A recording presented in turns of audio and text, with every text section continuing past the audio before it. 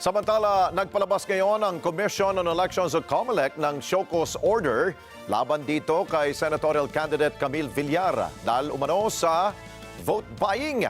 At ayon sa komisyon, kailangan magpaliwanag ang kampo ni Villar dito sa video footage na ipinadala sa kanila kung saan namamahagi umano ito ng mga grocery items, mga appliances at pera. Kunin natin ang live report ni Madeline Villar Moratillo. Mads.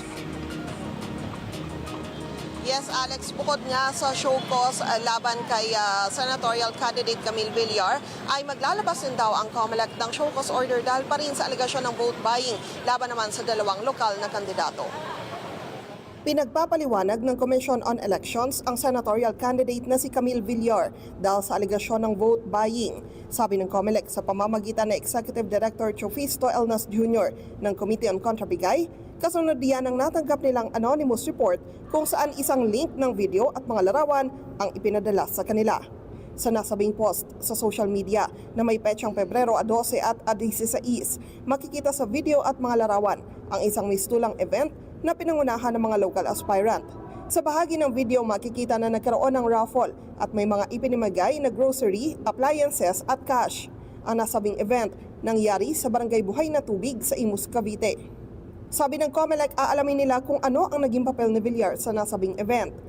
Nasa stage na andun yung presensya niya while ongoing yung activity at saka may nagbibigay, and it happened within the campaign period. Titignan na rin anya ng komite kung kailan talaga nangyari ang nasabing event.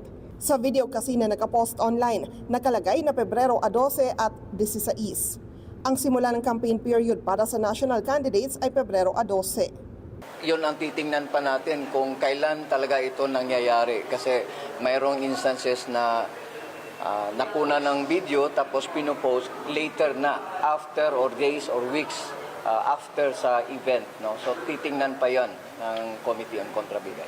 3 araw ang ibinigay ng COMELEC para makapagpaliwanag si Villar.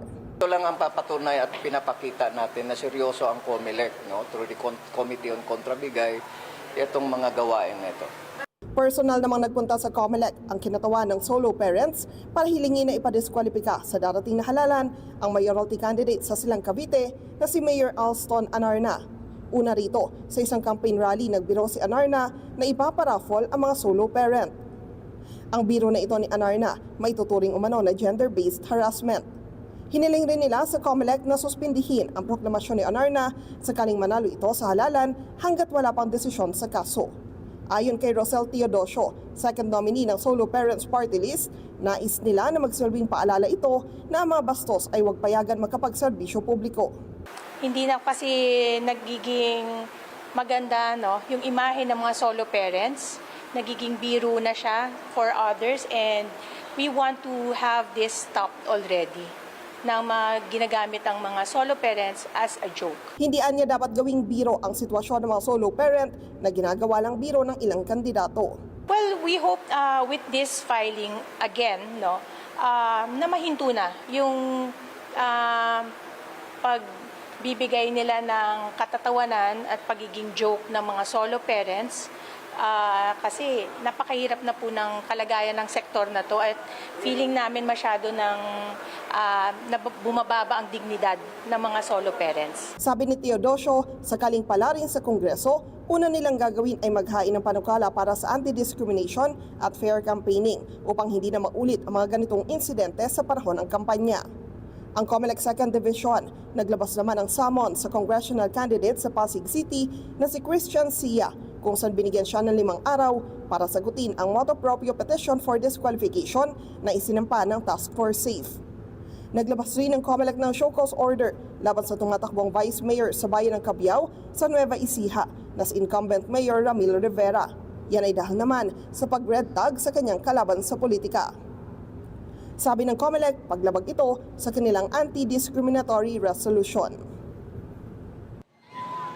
Sa isang pahayag, sinabi naman ni Congresswoman Camille Villar na nangyari ang kinekwestiyon ng COMELEC noong Pebrero 9, panahon na hindi pa nagsisimula ang campaign period. Tiniyak rin niya na wala silang anumang nilabag na kautosan ng COMELEC at iginiit din niya na walang anumang vote buying na nangyari doon sa nasabing event. Umaasa si Villar na sa mga darating na araw ay malilinis din ng COMELEC ang kanyang pangalan. Balik sa inyo dyan, Alex. O yun nga, Mads, no? Di ba dapat ang COMELEC mismo alam ang proseso para umusad ang mga disqualification case na pinupukol sa mga kandidato? Dahil ang tanong ko dyan, di ba kailangan ng complainant dyan? Bakit mismo, motu proprio, ang COMELEC ang nagkaroon ng pagdududa dun sa nangyaring vote buying sa kampo ni Villar? Ganito na kasi, Alex, yung sistema na ipinatutupad ng Commission on Elections ngayon. Matatandaan mo na sinimula nila yung ganyang proseso noong panahon ng BSKE, Barangay and Sangguniang Kabataan Elections, kung saan naging mahigpit sila sa pagpapatupad ng mga regulasyon patungkol sa vote buying at selling.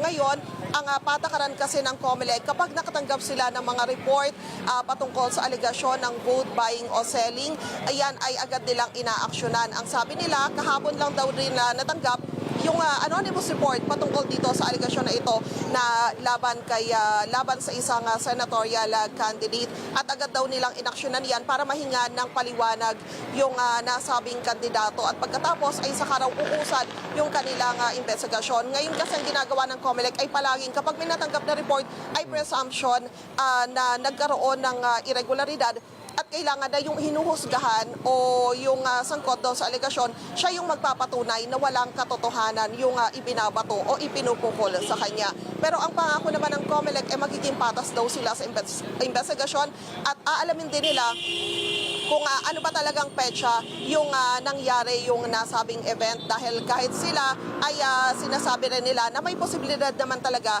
na nagkaroon lang ng late posting. Pero gayon man, pinagpaliwanag pa rin daw nila yung nasabing kandidato.